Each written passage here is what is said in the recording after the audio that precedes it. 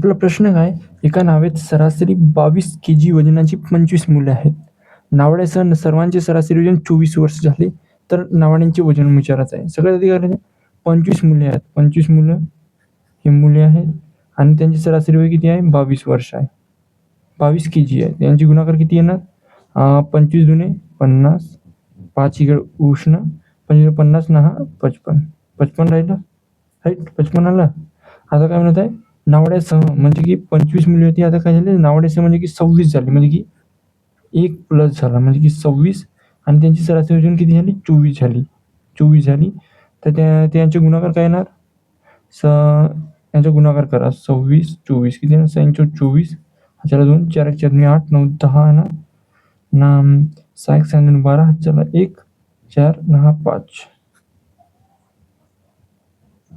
Sorry थोडं mistake झालंय. हा बरोबर आहे. 4 हा 2 9 6 6 से 24 आपला गुणाकार येणार.